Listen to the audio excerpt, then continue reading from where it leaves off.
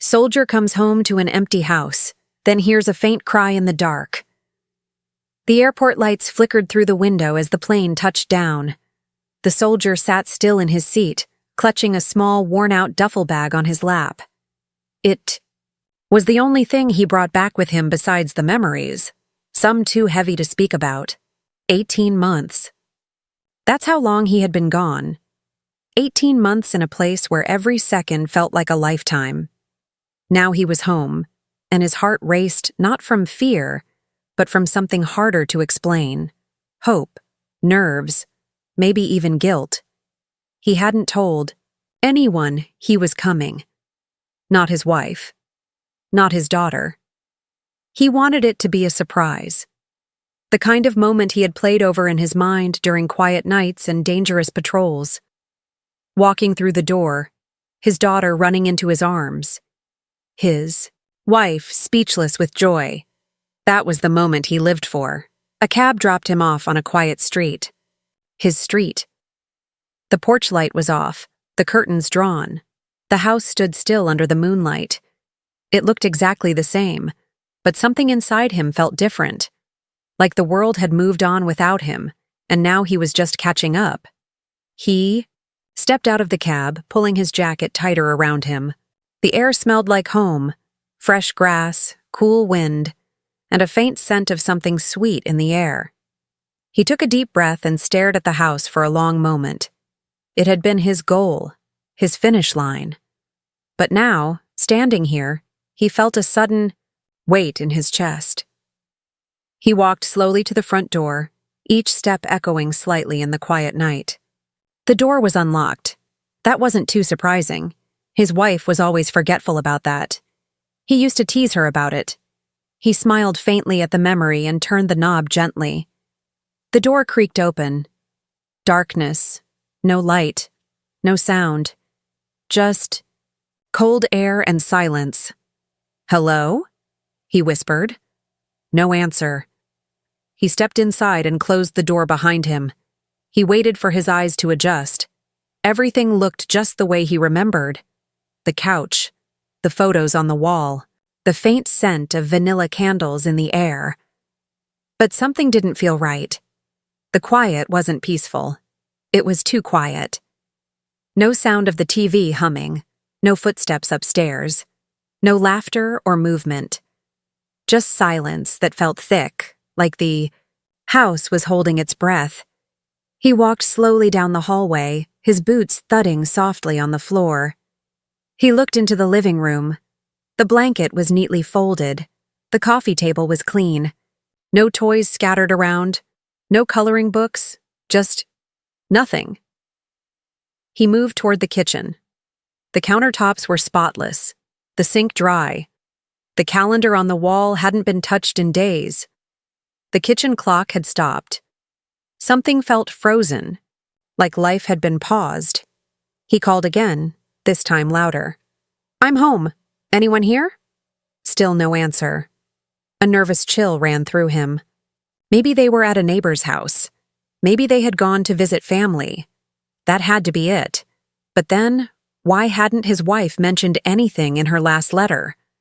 Why was the door unlocked, the house untouched? He took a few steps back toward the hallway, trying to think clearly. Maybe there was a note somewhere. Maybe he was just tired, overthinking. Then, it happened. He stopped in his tracks. From the far end of the house, through the thick silence, he heard something. A sound. Faint, barely there, but real. It was a cry. A soft, muffled cry. It wasn't loud. It wasn't clear. But it was enough to stop his heart cold. He stood frozen, every nerve in his body alert. He wasn't imagining it. There it was again, a quiet, trembling cry, coming from the darkness. His body moved before his mind did. He followed the sound, heart pounding harder with every step. He didn't know what he was going to find, but something inside him told him. This wasn't the welcome home he had dreamed of. Something was wrong, and he was about to find out what. The cry was coming from somewhere deep in the house. He stood, in the hallway, barely breathing, trying to place the sound. It was soft, shaky, like someone trying not to be heard but unable to stay quiet. His heart pounded louder than his footsteps as he slowly followed it, each step heavier than the last. He reached the end of the hall. Nothing there, just closed doors and shadows. The sound had stopped. He waited. Stillness again. Maybe he had imagined it. Maybe he was just exhausted. His mind was tired, his emotions stretched thin from the last 18 months of survival, fear, and longing. But no, he knew what he heard.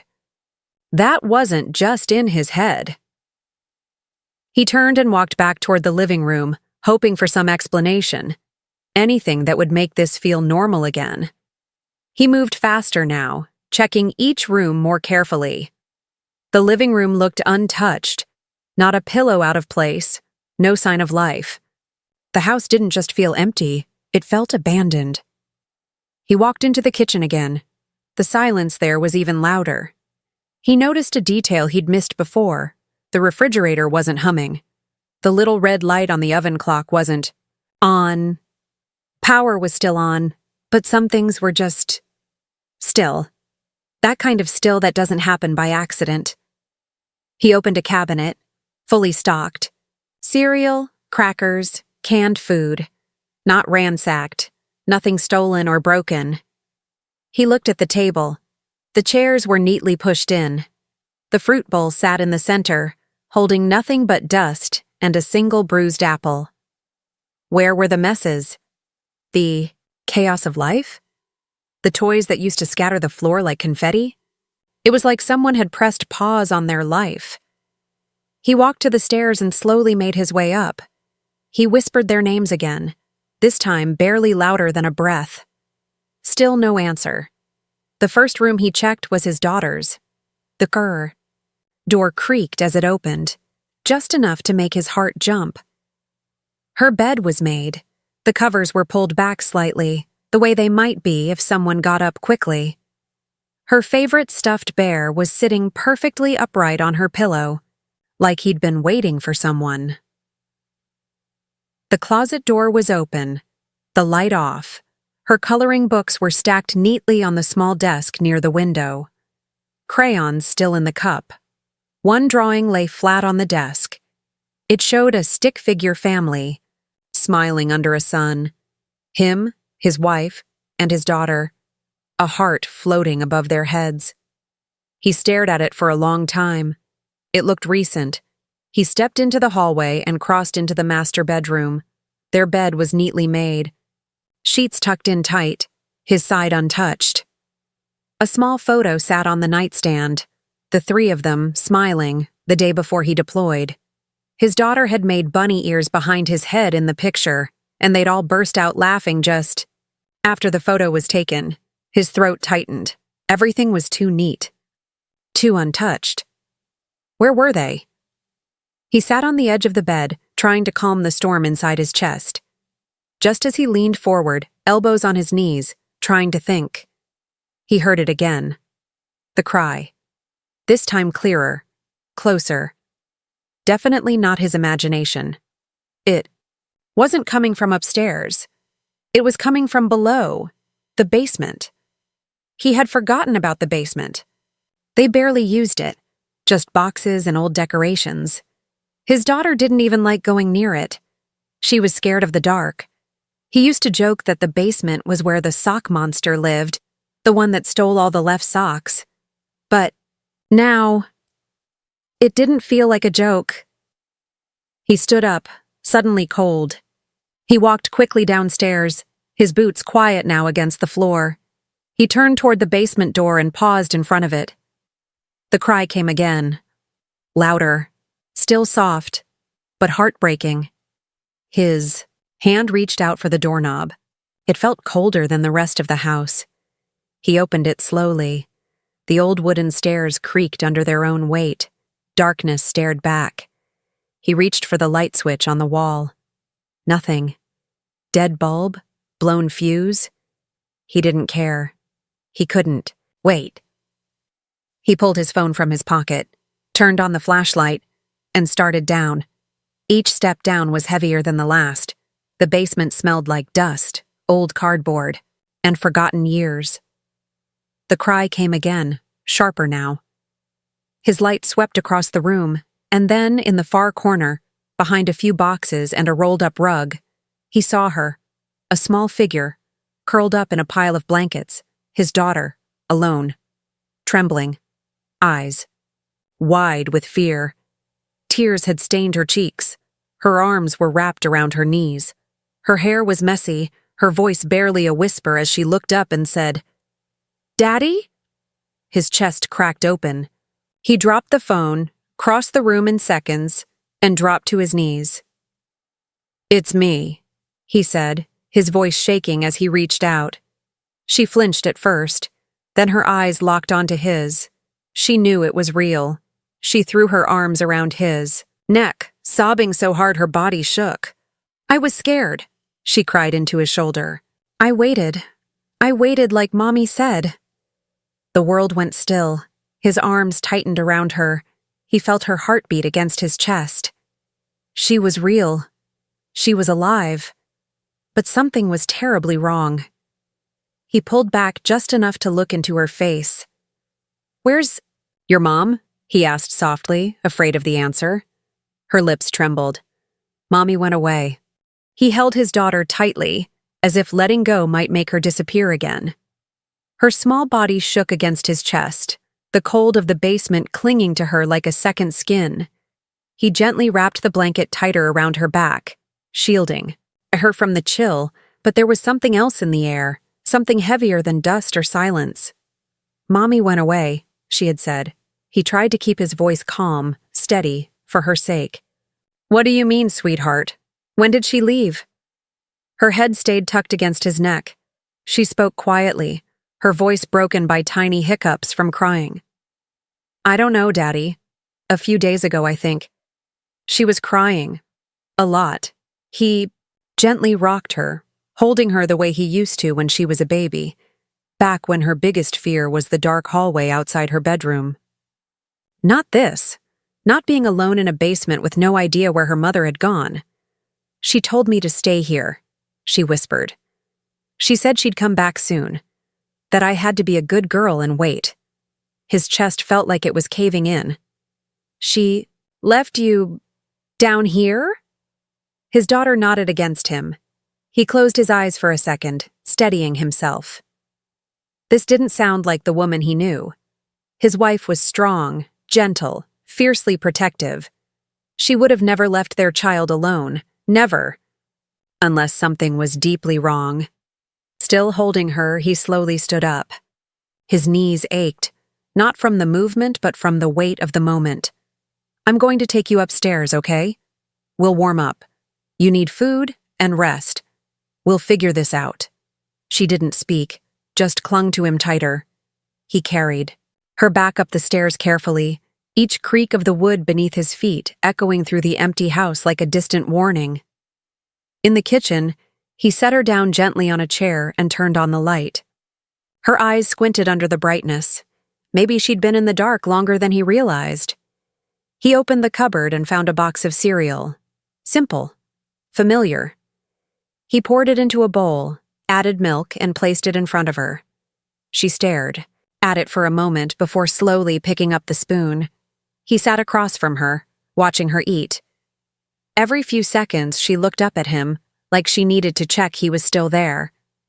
He offered a soft smile each time. She was pale, tired. Her cheeks were slightly sunken.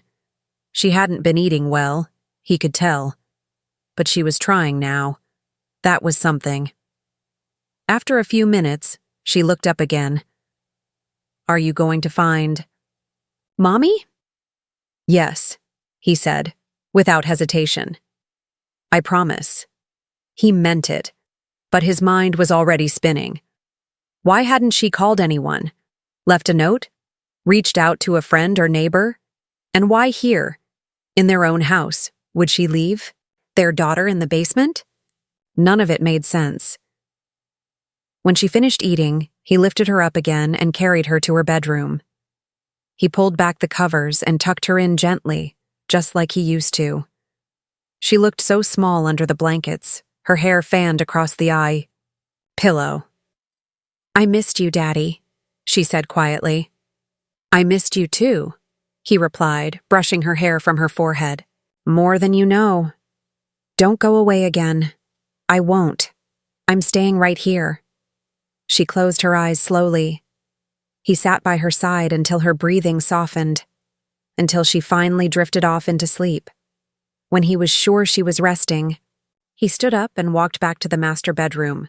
He had to find answers. Now. He opened the drawers of the nightstand, searching for anything: notes, receipts, letters. Something that might explain where she had gone. Nothing in the top drawer. He pulled out the second one and found a few envelopes, bills mostly, unopened. And then, behind a stack of old letters, something crumpled and worn. A piece of paper. Folded unevenly. His hands trembled as he opened it. It was a note, handwritten. The ink was smudged, like tears had fallen on the page. Parts were crossed out. Other parts looked like they had been written in a hurry. "I'm sorry," it began. "I tried. I really did. But I'm so tired. I don't know how to be strong anymore. Every day I wake up scared. Scared something will happen to you. Scared I won't be enough for her." He kept reading, his throat tightening with every line. The final part of the letter was unfinished. I can't. That was it. No signature, no goodbye. Just silence where more words should have been. He sat on the edge of the bed, staring down at the paper. His wife had been suffering, and he hadn't known. She had hidden it so well. All her strength, her smiles in their video calls, her letters filled with updates about their daughter and home. None of them showed this pain. He had missed the signs. He folded the letter carefully and slid it into his pocket. He couldn't. Stay still, not now. He went downstairs again and checked the rest of the house. Drawers, closets, even the garage. Her purse wasn't there. Her phone wasn't charging where it usually sat. Then he found it. In the corner of the bedroom, near the bed. Her phone, screen cracked, no power. It looked like it had been dropped. Maybe thrown. He tried to charge it, but it stayed black. Dead. Everything pointed to a moment. A breakdown. A collapse. A decision made in a storm of fear and confusion. He sat on the floor, head resting against the edge of the bed. She was out there somewhere, alone, and she needed help. The only question was, how long had it been since she walked out that door? And was it already too late? The night outside had grown darker, heavier, as if the sky itself was mourning something. Inside the house, the quiet remained. But it wasn't peaceful. It was thick, uneasy, like the air was waiting for answers. Too. He sat on the floor for a long time, holding his wife's broken phone in one hand and the tear-stained note in the other. It didn't feel real. After all he had survived out there, this was the battle he never saw coming. He stood up slowly, trying to shake the weight in his chest. There was no time to break down. His daughter needed him, and his wife, wherever she was, needed him even more. He grabbed his phone and dialed 911. When the dispatcher answered, he tried to explain everything. His voice was calm, but his words were heavy. "My wife is missing," he said quietly. "My daughter was left alone, in the basement. I just got back from deployment. I don't know how long my wife's been gone, but something's not right." The dispatcher listened carefully, asked questions. He gave his address, his wife's name, a description, mentioned the note. They said officers would be sent immediately. He thanked them, hung up, and leaned against the wall, trying to breathe. The house felt colder now. He walked to his daughter's room, cracked the door open. She was still asleep, her breathing soft. He watched her for a moment, reminding himself why he couldn't fall apart. He walked back downstairs and made a second call, this time to his older brother. They hadn't talked much during the deployment, but family ties were strong in times like these. His brother answered on the third ring. "You back home?" "Yeah, but I need help." The soldier's voice cracked just slightly, enough for his brother to understand that something was deeply wrong. "What happened?" "My wife's missing. My daughter's here, alone. I don't know how long she's been by herself. Can you come? I'm on my way," his brother said without hesitation. "Don't worry, we'll figure this out." He hung up, heart still racing. Then came the knock at the door. 2 officers stood outside, one in uniform, the other plainclothes. They stepped inside politely, their expressions calm but focused. The soldier explained everything again, this time in more detail. They listened, took notes, asked about the timeline, asked about the note. He handed it to them. The officer read it carefully, then looked up. "Was she ever diagnosed with anything? Depression? Anxiety?" the plainclothes detective asked. "No," he replied. "At least, not that I knew. She never talked about anything like this. She was always strong, brave. She handled everything while I was gone." The officer gave a small nod. Sometimes people get really good at hiding their pain, especially when they feel like they have to be strong for someone else. Those words hit like a punch to the chest. They searched the house briefly, checked the garage, the backyard. One officer gently peeked in on his daughter, just to confirm her condition. She was still sleeping, unaware of the steps now being taken to find her mother. After about 30 minutes, the officers said they would begin the official missing person process. They'd start checking hospitals, local shelters, and surveillance if needed. They promised to keep him updated. After they left, he sat on the living room couch, exhausted, but unable to rest. The front door opened again. It was his brother, arriving like a lifeline. One look, and his brother knew everything he needed to. "She left?" "Yeah. Left the kid in the basement." His brother sat down beside him, rubbing a hand over his face. "Jesus. I don't understand it," the soldier said quietly. "Why would she do that? She loved our daughter. She was strong. She never said anything about struggling." "Maybe she didn't think she could," his brother replied. "Maybe she thought you already had too much to carry over there. You know how people are. They hold it in too long." Silence settled between them for a moment. Then they got to work. They made a list of places she might have gone. Friends, family, the park near the school, her old favorite cafe, anywhere familiar, anywhere she might have felt safe. They printed out flyers using an old photo, the one from the family picnic 2 summers ago. It wasn't recent, but it was warm, full of life. Maybe someone would recognize her. The next several hours passed in a blur.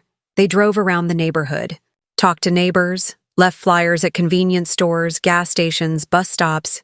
No one had seen her. No one had heard anything strange. Just one neighbor mentioned something odd. The porch light had been left off for several nights in a row. She always turned that on, the neighbor said. Like clockwork. I figured maybe they were out of town. But they weren't. She had been inside that house, alone, falling apart in silence. By the time they returned home, the sun was starting to rise. His daughter was just waking up. He gave her a quiet smile and hugged her tight. "We're going to find Mommy," he whispered. "I promise." She nodded, trusting him the way only a child can. Then, just as he was pouring her some juice in the kitchen, his phone rang, a number he didn't recognize. He answered quickly. "Hello?" "Mr. Mitchell?" a calm voice said on the other end. "This is Dr. Howard from St. Vincent's Hospital. We believe your wife is here with us. She was brought in early this morning, disoriented, confused, but safe." He stopped, breathing, Is she okay? She's physically stable, but emotionally, she's been through a lot. I think it would help if you came. He nodded, even though the doctor couldn't see him. I'm coming now. As he hung up, his brother stepped into the room. Was that? Yes, he said, voice barely steady. They found her. No other words were needed. They were already grabbing their jackets, getting ready to leave. He looked at his daughter again. I'll bring Mommy home. And for the first time since he'd stepped into the empty house, he let himself hope. The ride to the hospital was quiet. Not the kind of quiet that brings peace, but the kind that holds tension under its breath. The soldier sat in the passenger seat of his brother's truck, staring out the window, hands clenched in his lap. The city lights passed in a blur. He wasn't seeing any of them. All he could think about was her. She was alive. He had said those words to himself at least 20 times since hanging up the phone. Each time it brought a rush of relief, but it didn't last. The questions kept crawling in behind it. Was she okay? Had she left on purpose? Would she even want to see him? The hospital came into view, pale gray against the early morning sky. It looked sterile, unfamiliar, but strangely comforting too, because at least she was here, inside, and not just a memory fading in the walls of that quiet house. They parked, and he practically jumped out of the truck. His brother followed close behind. They entered through the emergency entrance where the overnight staff were just finishing up their shifts. At the front desk, a nurse looked up. Can I help you? He swallowed, then spoke. I'm here to see my wife. She was admitted earlier. The doctor called me, said her name when I answered. Your name, sir? He gave it. She typed something into the computer, nodded. She's in a quiet unit on the second floor. Room 214. You'll need to check in with the nurse upstairs before you go in. He nodded, already moving toward the elevators. His brother put a hand on his shoulder. You want me to wait here? The soldier paused. Yeah, just in case. I think this is something I need to do alone. His brother gave a small nod and stepped back. Inside the elevator, the seconds crawled. Each floor dinged like a heartbeat, echoing through him. When the doors opened, the hallway was empty and calm. The kind of calm you don't trust right away. He checked in with the nurse, who gave him a gentle smile. She's awake, she said softly. A little tired. But when we told her you were on the way, she seemed scared, but also relieved. He nodded once, then walked down the hallway. Every step felt heavier, like he was walking into something too fragile to touch. When he reached the door, he froze. His hand hovered above the doorknob for a second. Then he took a breath and opened. The room was dimly lit, filled with soft beeping from a monitor and the faint scent of antiseptic. She was lying on the bed, turned slightly toward the window, her hair messy, her body thin and tired. She looked nothing like the woman he remembered, and yet she was still her. Still the woman who used to dance barefoot in the kitchen. Still the mother who sang lullabies too softly, just loud enough for their daughter to feel safe. She turned, slowly as she heard the door, and their eyes met. Neither of them spoke. Not at first. She looked at him like she was seeing a ghost. And maybe he was. Maybe they both were. He stepped inside, closed the door gently behind him, and walked toward the chair beside her bed. She didn't move, just watched him, as if trying to figure out whether this was real. He sat. I didn't think I'd ever see you again, she whispered. Her voice was weak, dry, like it hadn't been used in days. I didn't know if I'd see you again either, he replied, his voice barely above a breath. I came home. The house was quiet. You were gone. She looked away, eyes filling with tears. I didn't mean to scare you. I didn't plan any of this. He leaned forward. Help me understand. Please. She swallowed hard. Her lips trembled. "I tried to be strong," she said finally. "While you were gone, I told myself every day, just hold it together, one more day. But I wasn't okay. I just didn't want to burden you. You had enough to worry about." He shook his head. "You're never a burden. I wish you'd told me." "I was scared all the time," she went on. "Every time the phone rang, I thought it was someone calling to say you were gone. Every night, I'd lay awake listening for our daughter's breathing, reminding myself she was still here, that I was still here. But I felt like I was breaking, inside. Slowly." Her eyes met his again. "I didn't want her to see me fall apart," she said. "I thought, maybe if I stepped away for a little while, I could come back whole. I left her in the basement because it was warm down there. I packed her food, water, blankets. I told her I'd be back soon. I really thought I would, but I didn't know how." A tear rolled down her cheek. "I never wanted to leave her, or you. I just couldn't breathe anymore." He reached for her hand. She let him take it. "You don't have to go through this alone anymore," he said. "I'm here. We'll figure this out. Together." Her fingers gripped his tighter. She let the tears fall this time. "I'm sorry," she whispered. "I know," he said gently. "But you're here. That's what matters now." They sat in silence for a long while. No words, just the sound of steady breathing and the hum of the machines. Two people, scarred by different battles, slowly finding their way back to each other. Outside the window, the sun was rising, and for the first time in what felt like forever, it didn't feel like just another day. It felt like a second chance.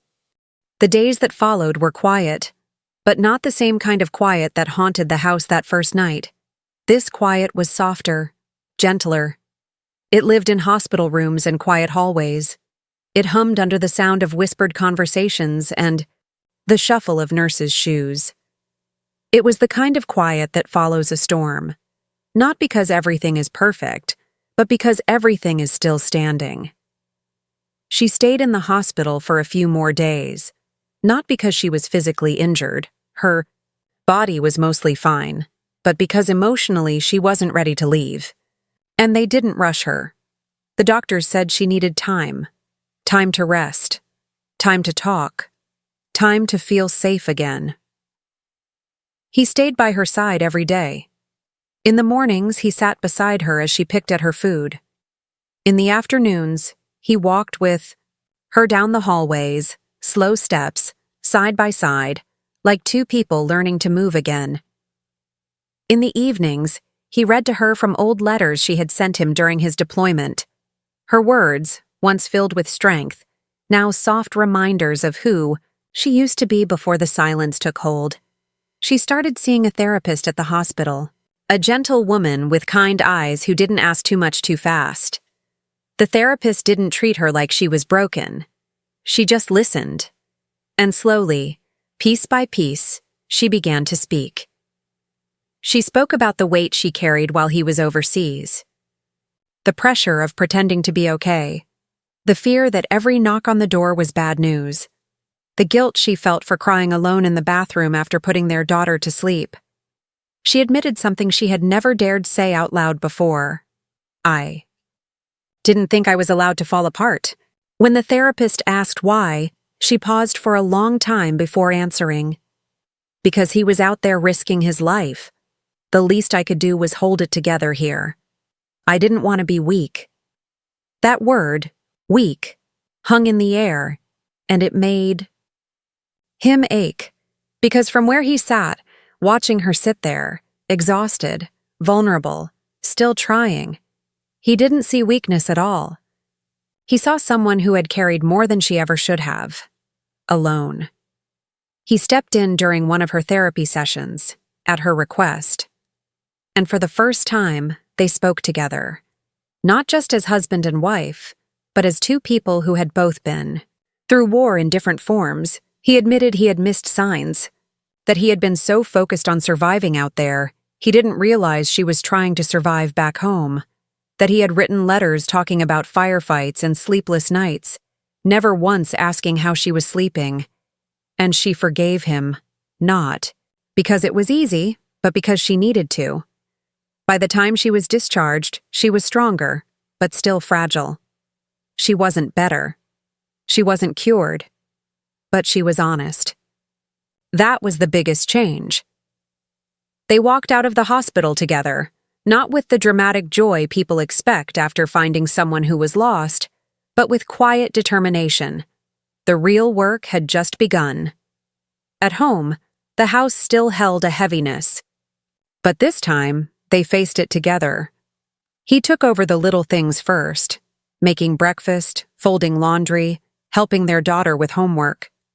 Not as a hero, not as a favor, just as a father, a partner. She too began rebuilding her rhythm. Slowly, she started journaling in the mornings, taking short walks alone, lighting candles in the evening again, the vanilla-scented ones she used to love. Their daughter noticed. She would say things like, "Mommy smiled today," or "Daddy cooked again, he didn't even burn it."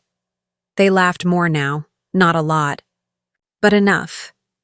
One night, after their daughter had gone to bed, they sat on the back porch with warm tea in their hands. The stars were out. The air was cool. They didn't talk much at first. Then she said, "I used to come out here every night. While you were gone, I'd sit right here, just watching the sky." He looked at her. "Why?" "I think I was waiting for something, a sign, a feeling. I don't know. I just didn't want to feel alone." He nodded. "You're not anymore." She looked at him, really looked. "Neither are you." That night, for the first time in months, she slept through the night without waking in a panic. Over the next few weeks, they made more small changes. They joined a support group for military families. They went to couples therapy once a week. They carved out time to talk, not just about the hard things, but about simple things. What they wanted for dinner, what movie their daughter liked now, what dreams they'd put on hold, and which ones were still waiting. Some days were hard. She still had moments where fear came in like a tide. He still battled guilt. Guilt for being gone, for not seeing, for not knowing. But they were learning how to sit with that. Not to fight it, not to hide from it, but to sit with it, side by side. They were learning that healing wasn't a straight road, that some days felt like steps backward. But progress wasn't about pretending to be fine. It was about showing up, together, even when it was hard. Their daughter was the quiet glue holding them all together. She didn't understand everything, but she understood enough. That love meant showing up. That family meant staying close, even when things felt broken. That sometimes grown-ups cried too, and that was okay. One evening after tucking her into bed, she looked up and said, "I like our family again." It wasn't said with drama or weight, just truth. And for them, that one sentence felt like sunlight after a long, cold storm. They weren't perfect, but they were trying. And that, finally, was enough. A few months had passed. The trees in the E2I neighborhood had started to change color, golden leaves drifting from branches, painting the sidewalks in warm tones. It was the kind of slow, quiet shift that reminded them life was always moving, even when it felt like it had stopped. Inside the house, things weren't exactly how they used to be.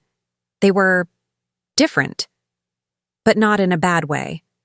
There was a new kind of rhythm now, softer, gentler, less rushed. Every morning, he made breakfast, not because he had to, but because he wanted to.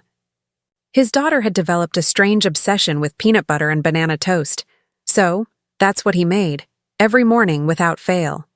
His wife would come downstairs a few minutes later, usually still in her robe, eyes a little sleepy, and every time he saw her, really saw her, awake, present, healing, He felt a quiet kind of gratitude, not the loud kind that makes you shout, the kind that settles in your bones and stays there. She had started smiling again. Not every day, but more, often than not. She had found a therapist she liked, someone she met with once a week. She called it her space, a place where she could talk without filtering herself. Sometimes, after sessions, she'd come home quieter than usual. Other times, she seemed lighter, like she'd taken a weight off her shoulders. He didn't push. He just let her be, and she appreciated that more than he knew. At night, they had started reading again, sometimes to their daughter, sometimes to each other. They were small rituals, but they meant something. They weren't just filling time. They were rebuilding trust, one page at a time. Their daughter was thriving in her own quiet way. She had started drawing again, and one day, she proudly held up a picture she'd made, the three of them, holding hands in front of their house. She had drawn the sun with a big smile. Underneath, in shaky letters, she'd written, "We're okay now." It nearly broke them. Not in a painful way, in the kind of way that reminds you healing doesn't come all at once. It comes in moments, in drawings, in hugs that last longer, in mornings that don't start with dread. And then came the idea, his wife's idea, a trip, she said one evening, sitting with him on the porch. Nothing big, just a weekend away, the three of us. Somewhere quiet, somewhere fresh. He looked at her for a second, then nodded. "Yeah," he said. "I'd like that." They booked a small cabin by a lake a few hours from home. It wasn't fancy, no Wi-Fi, no TV. Just trees, a dock, and a sky full of stars. They arrived on a Friday afternoon. Their daughter ran toward the water, arms stretched wide like wings. Her laughter echoed across the lake, and it was the best sound he'd heard in a long time. Inside, the cabin smelled like pine wood and old books. There was a fireplace, a couple of worn couches, and a big window overlooking the lake. It was perfect. That first night, they lit a fire and sat wrapped in blankets, watching the flames dance. He looked at his wife, her cheeks glowing in the firelight, and felt something he hadn't felt in a very long time. Peace. Not because everything had been fixed, but because nothing was hidden anymore. Later, after their daughter had fallen asleep, they sat by the fireplace in silence. The room was warm, the air outside cool. He reached for her hand and she let him hold it. "I was scared we'd never find our way back," she said quietly. "So was I," he admitted. She leaned her head on his shoulder. "But we did." He nodded. "We're not the same people we were before. And that's okay." "Yeah," she whispered. "It is." They didn't need big promises or dramatic declarations. They had already lived the storm, survived the silence. Now, they were just grateful for the calm. In the morning, their daughter dragged them both outside to watch the sunrise. They stood barefoot on the dock, wrapped in blankets, watching the sky turn from soft purple to golden orange. The lake was still. The wind gentle, and as the first rays of sun touched the water, she slipped her tiny hand into both of theirs. In that moment, nothing else mattered. Not the past. Not the pain. Not even the fear that still lingered on bad days. What mattered was this. They were together, still here, still holding on, still choosing each other, every single day. And that, after everything, was more than enough.